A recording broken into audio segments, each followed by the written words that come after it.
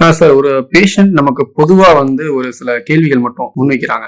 இது குறிப்பா அவங்க கேக்குறதுனா, இது எதனால எனக்கு வருது, இது ஒரு கேக்குறாங்க. நான் ட்ரிங்க்ஸ் பண்ணதும் கிடையாது, நான் ஸ்மோக் பண்ணதும் கிடையாது, எனக்கு வேற எந்த ஒரு நோய் பிரச்சனையும் கிடையாது, ஆனா இதுதான் எனக்கு ரொம்ப பிரச்சனையா வருது. அவங்க கேக்குற மெயின் ரீசன் இதான். நான் எதுவுமே தப்பு பண்ணல, ட்ரிங்க்ஸ் ஸ்மோக் எதுவும் பண்ணதில்ல, எனக்கே இது வருது. ஸோ இது ஒரு கொஸ்டினா கேக்குறாங்க. அதாவது அது immune dysfunction.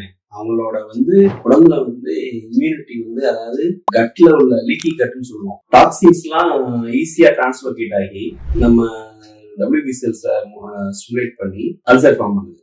Body is acting on its own பால்ஸ்ல அல்சர் ஃபார்ம் ஆகுதுல. ஆமா sir. Due to our own immunity. Immune dysfunction ஆயிருக்கு. அதனால அது மாதிரி வருது. Okay sir. இன்னொரு கேள்வி என்னன்னா, இப்ப 2 விதமா சொன்னீங்க. அல்சரேட்டிவ் கோலைட்டிஸ் சொன்னீங்க, கிரான்ஸ் டிசீஸ் இன்னொன்னு சொன்னீங்க. இது எப்படி டிஃபரன்ஷியேட் பண்ணிக்கிறது? இல்ல, நம்ம அந்த கெட்டதுலயே நல்லதுன்னு பாத்தீங்கன்னா, இந்த ஐபிடி நோயில இந்த 2 கம்பேர் பண்ணும்போது கிரான்ஸை விட நம்ம அல்சரேட்டிவ் கோலைட்டிஸ் பெட்டர்.